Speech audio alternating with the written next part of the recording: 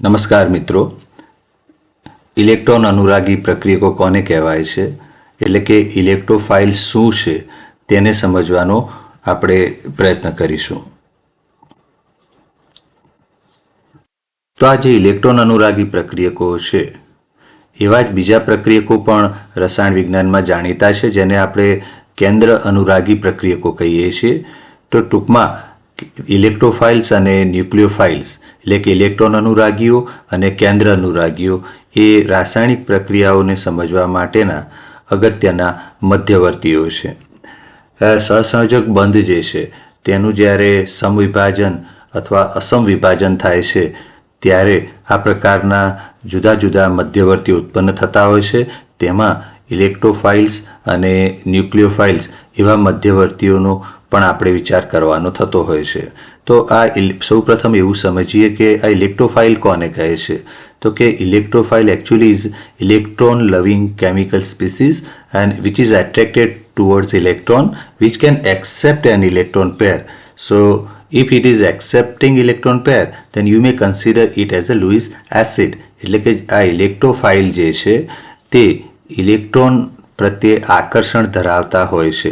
Electron પ્રત્યે આકર્ષણ હોવાથી તેઓ ઇલેક્ટ્રોન યુગ્મનો સ્વીકાર કરી શકે છે અને ઇલેક્ટ્રોન યુગ્મનો જે સ્વીકાર કરતા હોય છે તેને આપણે લુઈસની પરિભાષા પ્રમાણે એસિડ કહીએ છીએ. તો ટૂંકમાં ઇલેક્ટ્રોન અનુરાગીઓ એ એક પ્રકારના લુઈસ એસિડ છે એવું પણ આપણે કહી શકીએ. તેમની પાસે ઇલેક્ટ્રોનની ઉણપ હોય છે. આથી જ્યાં પણ ઇલેક્ટ્રોન રિચ સેન્ટર હોય છે તે પ્રત્યે તેઓ આકર્ષાતા હોય છે. તેઓ ઇલેક્ટ્રોન યુગ્મનો સ્વીકાર કરી અને બંધનું નિર્માણ કરતા હોય છે. ટૂંકમાં ઇલેક્ટ્રોફાઇલ્સ એટલે કે ઇલેક્ટ્રોન અનુરાગી પ્રક્રિયકો તેઓ રાસાયણિક પ્રક્રિયાને સમજવા માટે, રાસાયણિક પ્રક્રિયાની પ્રક્રિયાવિધિ સમજવા માટે અગત્યના છે. સહસંયોજક બંધ સાથે સંકળાયેલા હોય છે. તેમને ઇલેક્ટ્રોન પ્રત્યે ઘણું આકર્ષણ હોય છે અને તેઓ સ્વાભાવિકપણે ઇલેક્ટ્રોનની ઉણપ ધરાવતા હોય છે. તો આ બધા થયા ઇલેક્ટ્રોન અનુરાગી પ્રક્રિયકોના લક્ષણો. મોટેભાગે ઇલેક્ટ્રોન અનુરાગી પ્રક્રિયકો એ ધન વીજભારિત હોય છે. એટલે કે typically these electrophiles are positively charge. પરંતુ હંમેશા એવું નથી હોતું. કેટલીક વખત તે તટસ્થ અણુઓ પણ તરીકે પણ હોય છે અને કેટલીક વખત એવું બને છે કે એવા અણુઓ કે જેમાં ધ્રુવીય બંધ આવેલા હોય છે કે જેને પરિણામે અંશતઃ ધન વીજભાર ઉત્પન્ન થતો હોય તો તેઓ પણ ઇલેક્ટ્રોન અનુરાગી તરીકે વર્તી શકે છે. તો ટૂંકમાં ઇલેક્ટ્રોન અનુરાગીઓ એ ધન વીજભારિત હોઈ શકે છે, તટસ્થ અણુઓ હોઈ શકે છે અને એવા તટસ્થ અણુઓ કે જેની પાસે ઇલેક્ટ્રોનની ઉણપ ધરાવતો પરમાણુ આવેલો હોય છે. અથવા તો એવા અણુઓનો પણ આપણે વિચાર કરી શકીએ કે જેમાં ધ્રુવીય બંધો આવેલા હોય છે અને ધ્રુવીય બંધોને કારણે અંશતઃ ધન વીજભાર તેમાં ઉત્પન્ન થયો હોય છે. તો આ પ્રકારોને વિગતે સમજીએ. તો પહેલો પ્રકાર છે પોઝિટિવલી ચાર્જ ઇલેક્ટ્રોફાઇલ્સ એટલે કે ધન વીજભારિત ઇલેક્ટ્રોન અનુરાગી પ્રક્રિયકો. તો તેમાં તમે આ ઉદાહરણો વાંચી શકો છો કે H+ એટલે કે પ્રોટોન, NO2+ આયન એટલે કે નાઇટ્રોનિયમ આયન અને CH3+ એટલે કે મિથાઇલ આયન. આ જે ત્રણેય આયનો છે એ ધન વીજભાર ધરાવે છે અને તેથી તેઓ ઇલેક્ટ્રોન અનુરાગી પ્રક્રિયકો તરીકે વર્તે છે કારણ કે તેઓ ધન વીજભારિત છે અને ધન વીજભારિત હોવાથી જ્યાં ઇલેક્ટ્રોન રિચ સેન્ટર્સ આવેલા છે, જ્યાં આગળ ઇલેક્ટ્રોન આવેલા છે તે પ્રત્યે તેઓ આકર્ષાતા હોય છે અને રાસાયણિક પ્રક્રિયા થતી હોય છે. બીજા ઇલેક્ટ્રોફાઇલ આપણે ન્યુટ્રલ ઇલેક્ટ્રોફાઇલ્સ તરીકે મૂક્યા છે. તેના ઉદાહરણોમાં જુઓ તો CuCl2 એટલે કે કાર્બોનાઇલ ક્લોરાઇડ ફોસ્જીન, BF3 એટલે કે બોરોન ટ્રાયફ્લોરાઇડ, AlCl3 એટલે કે એલ્યુમિનિયમ ક્લોરાઇડ. તો આ જે ત્રણ છે તેની અંદર પોલર બોન્ડ્સ આવેલા હોય છે, ધ્રુવીય બંધ આવેલા હોય છે અને તેથી તેઓ ઇલેક્ટ્રોફાઇલ તરીકે એટલે કે ઇલેક્ટ્રોન અનુરાગી પ્રક્રિયકો તરીકે વર્તી શકે છે. એ જ રીતે ક્લોરીન, બ્રોમિન અને આયોડિન Cl2, Br2 અને I2 જેવા જે સંયોજનો છે એ જ્યારે ઇલેક્ટ્રોન સમૃદ્ધ કેન્દ્રોની નજીક આવે છે ત્યારે ધ્રુવીભૂત થાય છે અને તેથી ઇલેક્ટ્રોન અનુરાગી તરીકે વર્તે છે. એટલે કે આ પ્રકારના અણુઓને પોલરાઇઝેબલ ઇલેક્ટ્રોફાઇલ તરીકે એટલે કે ધ્રુવીભવન પામી શકે તેવા અણુઓ તરીકે તેવા ઇલેક્ટ્રોન અનુરાગી પ્રક્રિયકો તરીકે આપણે ઓળખી શકીએ. તો ટૂંકમાં ધનવીજભારિત ઇલેક્ટ્રોન અનુરાગીઓ અને તટસ્થ ઇલેક્ટ્રોન અનુરાગીઓ એવા બે મુખ્ય પ્રકાર આપણે અહીં જોઈ શકીએ.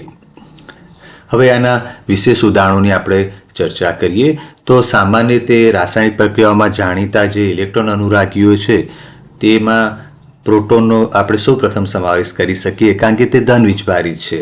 આ સિવાય નાઇટ્રોનિયમ આયન એટલે કે NO2+, બોરોન ટ્રાયફ્લોરાઇડ એટલે કે BF3, બ્રોમિન એટલે કે Br2, ક્લોરિન એટલે કે Cl2, એ સિવાય કાર્બોનાઇલ સમૂહો દાખલા તરીકે RCO+, કાર્બો ધન આયનો એટલે જેની અંદર કાર્બન ધન વીજભારિત હોય છે, હાઇડ્રોજન હેલાઇડ સંયોજનો કે જે ધ્રુવીય અણુઓ તરીકે વર્તી શકે તે પણ આમાં સમાવેશ પામે છે. આ સિવાય એસાઇલ ક્લોરાઇડ્સ એટલે કે RCOCl અને એસાઇલ બ્રોમાઇડ એટલે કે RCOBr જેવા જે સંયોજનો છે એટલે ટૂંકમાં RCOCl અને RCOBr એવા જે સંયોજનો છે તે પણ ઇલેક્ટ્રોફાઇલ તરીકે વર્તી શકે છે એટલે કે ઇલેક્ટ્રોન અનુરાગી તરીકે વર્તી શકે. આ સિવાય આલ્ડીહાઇડ અને કીટોનનો વિચાર કરીએ એટલે કે RCHO અને RCOR એનો જો આપણે વિચાર કરીએ તો તેની અંદર કાર્બોનિલ સમૂહ આવેલો હોય છે. આ જે કાર્બોનિલ સમૂહ આવેલો છે તેના કારણે તેઓ ઇલેક્ટ્રોન અનુરાગી તરીકે વર્તે છે. તેઓ ન્યુક્લિયોફાઇલ સાથે એટલે કે કેન્દ્રાનુરાગી સાથે પ્રક્રિયા કરી શકે છે. દાખલા તરીકે ગ્રિગ્નાર્ડ પ્રક્રિયક છે તેમાં આ પ્રકારની પ્રક્રિયા જોઈ શકાય છે અને તેના લીધે નવો કાર્બન બંધ બનતો હોય છે. તો તમે મિત્રો આ બધા જે ઉદાહરણો છે એ સામાન્ય ઉદાહરણો છે અને એ ઇલેક્ટ્રોન અનુરાગી પ્રક્રિયકોના ઉદાહરણો તરીકે યાદ રાખી શકો. હવે ઇલેક્ટ્રોન અનુરાગી પ્રક્રિયકોની રિએક્ટિવિટી એટલે કે સક્રિયતા કયા પ્રકારની છે તે સમજીએ અને તેની સાથે ઇલેક્ટ્રોન અનુરાગી પ્રક્રિયાઓના ઉદાહરણોને સમજવાનો પ્રયત્ન કરીએ. તો ઇલેક્ટ્રોફાઇલ્સ છે એ ઇલેક્ટ્રોન પેરને સ્વીકારતા હોય છે, ઇલેક્ટ્રોન યુગ્મને સ્વીકારતા હોય છે. આ ઇલેક્ટ્રોન પેર આપનારા પ્રક્રિયકો ન્યુક્લિયોફાઇલ્સ તરીકે એટલે કે કેન્દ્રાનુરાગી તરીકે પણ જાણીતા છે અને એ દ્વારા આ રીતે તેઓ પ્રક્રિયામાં ભાગ લેતા હોય છે. હવે આ પ્રક્રિયાઓના ઉદાહરણો જોઈએ તો કે ઇલેક્ટ્રોન અનુરાગી કયા પ્રકારની પ્રક્રિયાઓ આપે છે તો કે પહેલી પ્રક્રિયાનું નામ તમે વાંચી શકો છો, ઇલેક્ટ્રોફિલિક સબસ્ટિટ્યુશન રિએક્શન્સ એટલે કે ઇલેક્ટ્રોન અનુરાગી વિસ્થાપન પ્રક્રિયા. આપણે અહીં બેન્ઝીનના નાઇટ્રેશનનું ઉદાહરણ લીધું છે કે બેન્ઝીનનું જ્યારે નાઇટ્રેશન થાય છે ત્યારે નાઇટ્રોબેન્ઝીન બનતું હોય છે.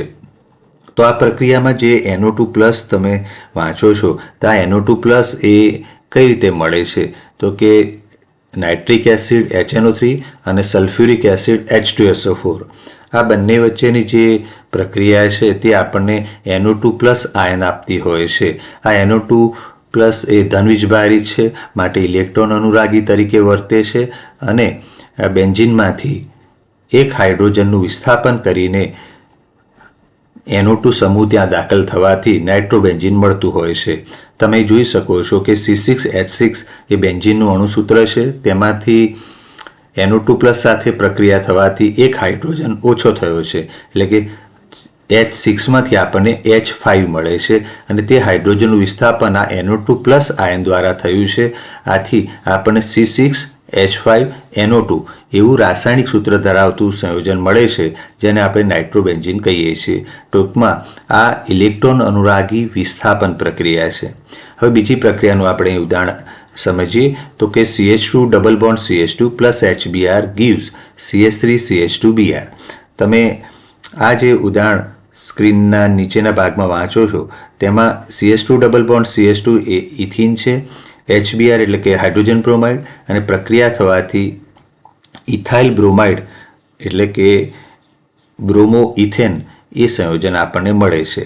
તો આ એક પ્રકારની યોગશીલ પ્રક્રિયા છે. અહીં CH2 ડબલ બોન્ડ CH2માં HBrનો આખો અણુ ઉમેરાઈ જાય છે.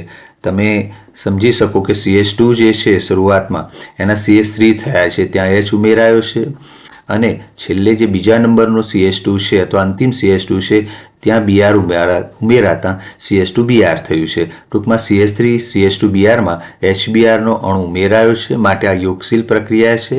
અને આ યોગશીલ પ્રક્રિયા પણ ઇલેક્ટ્રોફિલિક એટલે કે ઇલેક્ટ્રોન અનુરાગી પ્રકારની છે. તો આ પ્રક્રિયામાં હાઇડ્રોજન બ્રોમાઇડમાં હાઇડ્રોજન અંશતઃ ધનવીજભારિત હોય છે અને આથી ઇલેક્ટ્રોન અનુરાગી તરીકે વર્તે છે. અને તે જ્યાં આગળ પાઈબંધ હોય, ઇથિનમાં પાઈબંધ છે તો આ પાઈબંધના ઇલેક્ટ્રોન પ્રત્યે બહુ જ પ્રબળતાથી આકર્ષાતો હોય છે. તો ટૂંકમાં the double bond of ethene actually donates electrons towards the electrophilic hydrogen atom and actually in result it forms a carbocation intermediate.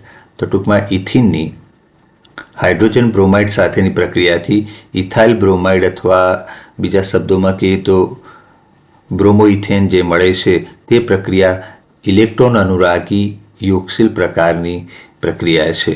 તો મિત્રો આ રીતે આપણે સમજ્યા કે ઇલેક્ટ્રોન અનુરાગી કોને કહીએ છીએ, ઇલેક્ટ્રોન અનુરાગી પ્રક્રિયકોની લાક્ષણિકતાઓ શું હોય છે, તેમની એક્ટિવિટી કયા પ્રકારની હોય છે અને તેઓ રાસાયણિક પ્રક્રિયામાં કઈ રીતનો ભાગ ભજવતા હોય છે. હવે એક વધારાનો મુદ્દો પણ આ સાથે સમજી લઈએ કે કયા કયા પરિબળો ઇલેક્ટ્રોન અનુરાગિતા ઉપર અસર કરતા હોય છે, એટલે કે કયા પરિબળો ઇલેક્ટ્રોફિલિસિટી છે એને અસર કરતા હોય છે. તો પહેલું પરિબળ છે ચાર્જ એટલે કે વીજભાર. તો સામાન્ય રીતે જો આપણે તટસ્થ પ્રક્રિયકોનો વિચાર કરીએ તો તટસ્થ પ્રક્રિયકો કરતાં ધન વીજભારિત જે પ્રક્રિયકો છે તે સારા ઇલેક્ટ્રોન અનુરાગી પ્રક્રિયકો તરીકે વર્તે છે. So positively charge species are actually stronger electrophiles in comparison to the neutral electrophiles. Okay, બીજું જે પરિબળ છે તે EWG તરીકે આપણે ઓળખીએ તો ઇલેક્ટ્રોન વિથડ્રોઈંગ ગ્રુપ એને કહીએ છીએ. તો કે ઇલેક્ટ્રોનને પોતાના તરફ ખેંચી લેનારો સમૂહ. આવો જ્યારે સમૂહ હાજર હોય છે ત્યારે પણ ઇલેક્ટ્રોફાઇલ સ્ટ્રોંગર થતો હોય છે, મજબૂત થતો હોય છે, કારણ કે આ ઇલેક્ટ્રોન આકર્ષનારું, ઇલેક્ટ્રોન ખેંચી લેનારો જે સમૂહ છે એ કાર્બનનું જે કેન્દ્ર છે એને વધારે ઇલેક્ટ્રોન ઉણપનો અનુભવ કરાવે છે અને આવો ઇલેક્ટ્રોનની ઉણપ ધરાવતો કાર્બન વધારે સારા ઇલેક્ટ્રોન અનુરાગી પ્રક્રિયક તરીકે વર્તે છે.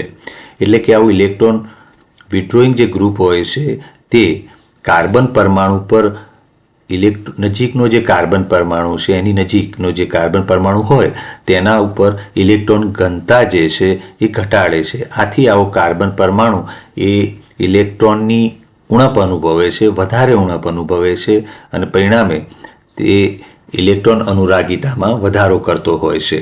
અને જે ત્રીજો પરિબળ છે તે હાઇબ્રિડાઇઝેશન એટલે કે સંકરણ. તો કે કાર્બન પરમાણુઓ sp, sp2, sp3 એ પ્રકારના જુદા જુદા સંકરણો ધરાવતા હોય છે. તો એમાં જે sp સંકૃત કાર્બન હોય છે તે sp2 અને sp3 સંકૃત કાર્બન કરતાં વધારે ઇલેક્ટ્રોન અનુરાગિતા ધરાવતો હોય છે, કારણ કે તેમાં s કેરેક્ટર વધારે હોય છે અને s કેરેક્ટર વધારે હોવાથી તે ઇલેક્ટ્રોન્સને ન્યુક્લિયસ તરફ ખેંચતું હોય છે. તો ટૂંકમાં sp હાઇબ્રિડ જે કાર્બન છે, sp સંકૃત જે કાર્બન છે તે sp2 અને sp3 કરતાં વધારે ઇલેક્ટ્રોન અનુરાગિતા દર્શાવતા હોય છે.